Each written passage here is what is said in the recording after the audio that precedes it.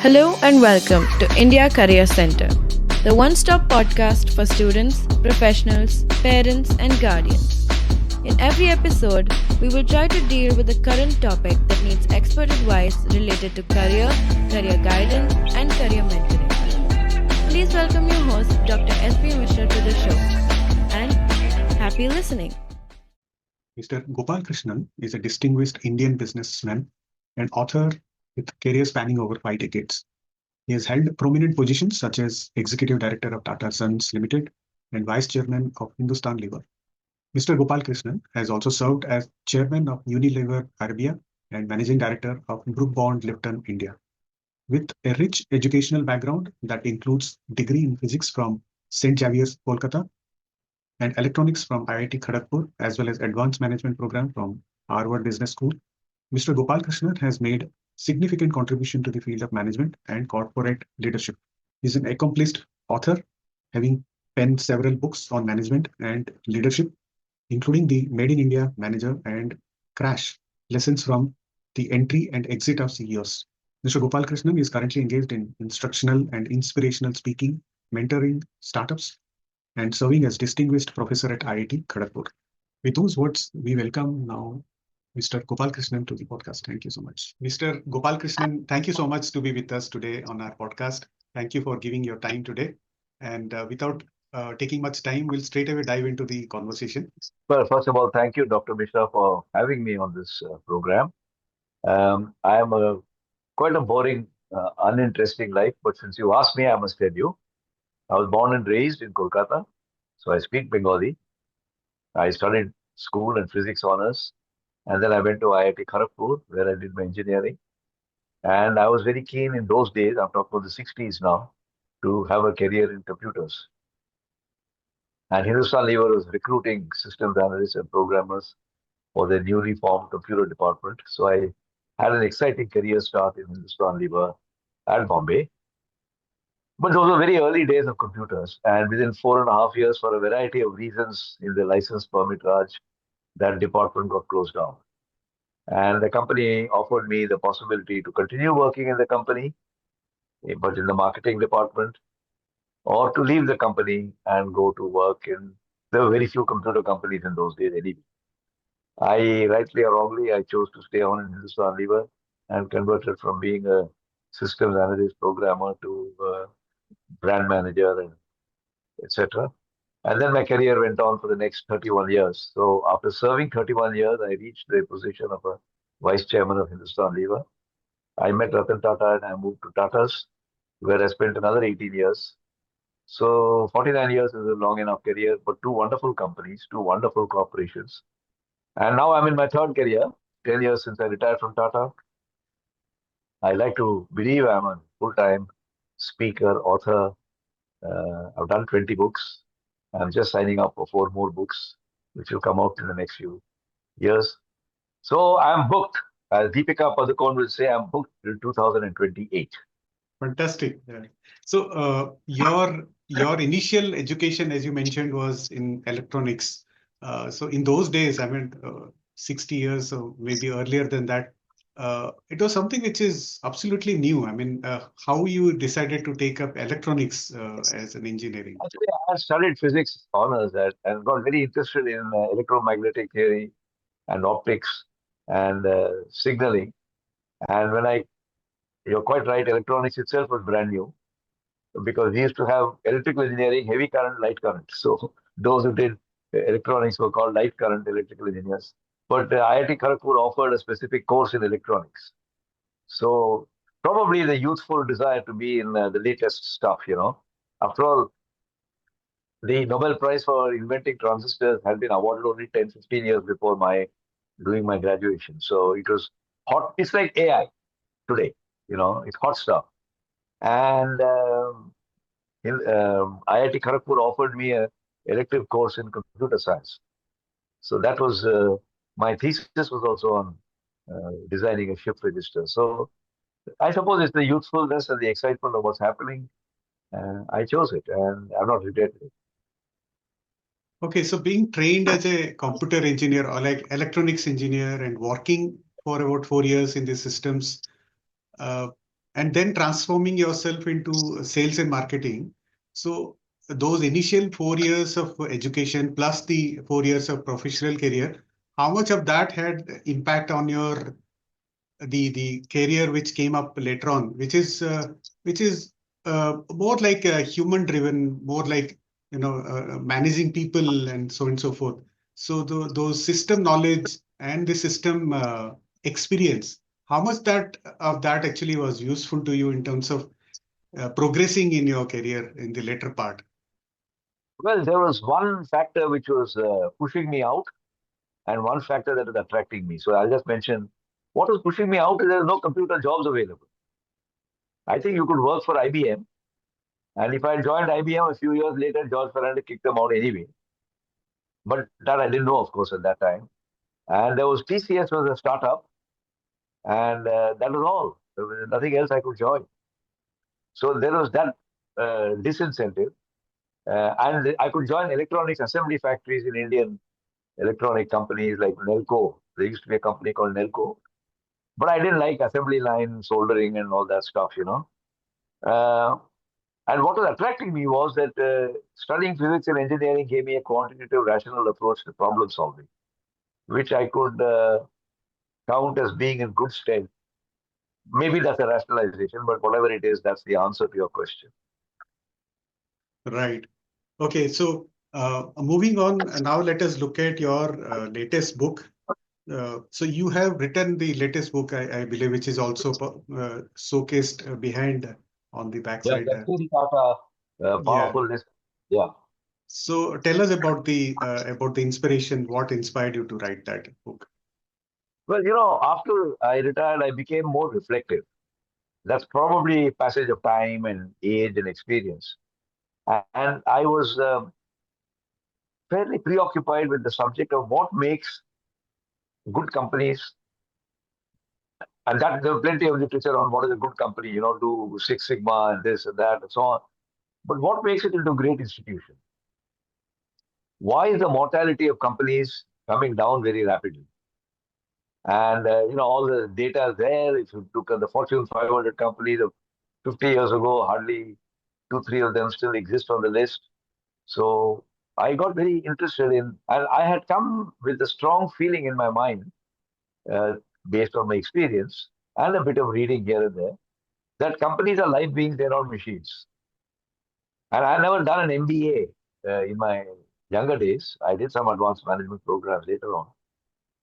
But I think the world I felt was moving towards treating companies like machines, extract more and more efficiency through computerization, through digitization, through information processing, through automation, through robotics. But where was the human part? That was declining. As though the sum total of efficiency, management is about efficiency plus effectiveness.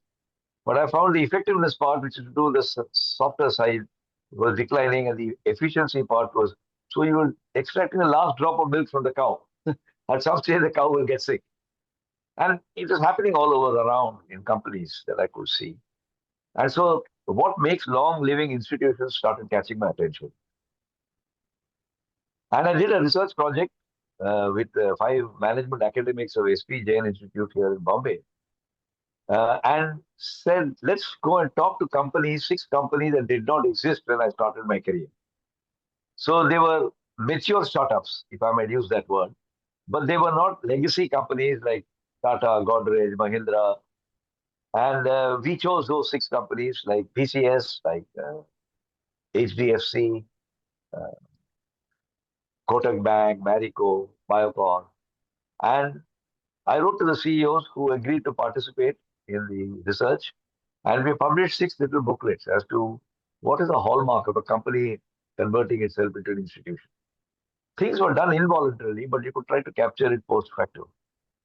And when I'd done that, and the books came out, it was COVID time, so it was not that much publicized. I said, but I'm sitting in a company which has lasted 156 years.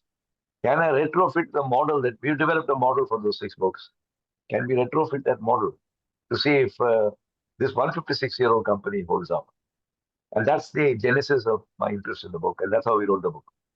What was the philosophy? More importantly, how is the philosophy transmitted over 6, 7 generations? And how is Tata still able to be authentic to its original philosophy? Because as you see in corporations, the original philosophy may be very good, but down the line, it gets modified and changed. And quote unquote, companies lose their way. How did Tata leaders hold the compass, same compass in their hand, and keep pointing true north for 156 years? And that led me to a course of inquiry, which is what appears in the book. Okay, and do you think the legacy of the Tata Group will continue? I mean, during your research, you could actually find out some essential items or essential indications which says that this legacy will continue for another 150 plus years. I mean, is there some Well, indication like that? I am a physiologist, not an astrologer, so I can't say anything about 150 years. But at least by dissecting the body, the habeas corpus in front of me, we identified what we have called the P's of uh, which is the sort of DNA of Tata. And our hypothesis is not that if you have these P's, everything will be fine, but this combination of these P's helps you to live long. I mean, everything has a finite life, so I don't know when what will happen. But those P's were important, not just for the fact that they exist individually, but they must all flourish severally. You know, it's like in nature. We were inspired a bit by the phenomenon in nature called the emergence principle, which means that a rose bud becomes a rose or a woman delivers a baby because a number of factors come together simultaneously. If those factors were coming individually and separately, the baby may not come out or the rose may not become a flower. That's called the emergence principle in सब कुछ मिलके जच के हो गया, that sort of thing. And those are philosophy. The second P was purpose. The third P was pioneering. And all of those were fully available in the Tata firmament. And then was progress, persistence, uh, profits, and principles. So we chose 8 Ps, and each P we've given a sort of a dissertation on what that P actually means. And then we gave 3 examples, one from the pre-JRD period, the early period as we called it, one during the JRD period, the mid period as we called it, and one is the post-JRD period, to illustrate how that P has continued. Its shape and form may differ, just like the grandson doesn't look like his grandfather, but he shows the same DNA as his grandfather, the same values as his grandfather. So that the construct of the book is the 8 Ps. Each one has 3 stories from the early period, mid period, and the late period. So there are 24 stories in it. And we also imagined a conversation. This is the writer's imagination of the former chairman sitting in heaven and having a panel discussion, looking down at their company, saying, "Humne kya company kiya hai? What are the youngsters doing now?" And it's written in a sort of a Parsi English. Jamshedji Tata, his son Dorabji Tata, his successor Noshir Saklatwala, and his successor J.R.D. Tata. So the first 4 chairmen of Tatas. Of course, we didn't come into the Ratan Tata period because he was also alive at that time, and it was inappropriate to bring in a man who's alive into that conversation. So I think it's a very different and interesting kind of book. And just this afternoon, I had lunch with somebody who has put up a very successful company, and I was telling him how he can make an institution out of it. And I've recommended that he read the book for inspiration. And the fact of the matter is, apart from God, there's nothing which is perfect in the world. Absolutely. No human being is perfect. So it is not that all these were geniuses and perfect people. And in the book, we have admitted and even written about some errors that were made. Sometimes you took a big risk. Sometimes a fraud happened. Sometimes your judgment went wrong. I mean, these things are bound to happen if you're a human being. And there's no point brushing it under the carpet. And we have covered some of those as well. But if you say the number of successes far exceeds the number of virtues far exceeds the number of flaws, accepting that every human being has flaws, then you create a real human being out of the organization rather than a perfect God. There's no story there that you got up in the middle of the night with a vision and then you put up a steel plant, nothing like that. Right. So just to understand a little more about this, so how these principles have guided the Tata Group's decision making and growth over the years. And I'm sure a lot of it you would have covered in the book, but just to briefly tell us about it. Well, fundamentally, there's no point having these P's if they are not propagated. It's like Shankaracharya discovering a new form of Hinduism or Gautam Buddha figuring out Buddhism. Then you must have pravachan. And one of the things in which Tata is very different from many other companies is there's lots of pravachan. Through publications, books, films, archives. So every person who joins Tata is exposed to these stories of the past. We have only added to that literature. It is not unknown literature. I mean, we have access to the archives. We can see original documents. We are not historians or ethnographers. So the important thing is to identify who are the icons. Tata is not run by one person called Tata. There is a Suman Mulgankar, there's a Ramadurai, there's a Kohli, there are many, many other huge leaders, not small leaders. So we found icons, we found narratives and stories, and we also found there are many rituals. How does a Hindu child now know that there is Deepavali? They may not know the detailed story of Deepavali, and the story may vary in the north compared to the south. But that Deepavali is held, and there are patakas and new clothes and merriment is known to everybody because you have rituals. Holi is played, wherever it is played, there's a story behind it, and the stories vary from northern UP to Vidarbha. But the fact of playing Holi exists. So we found that there are icons, there are narratives, and there are rituals. And Tata has celebrated those. And one of the things I tell companies is, I worked 31 years in Unilever. I don't know the date of birth of William Hesketh Lieber. I mean, in an Anglo-Saxon way, he passed away and is done. Maybe in his little village, there's a little function.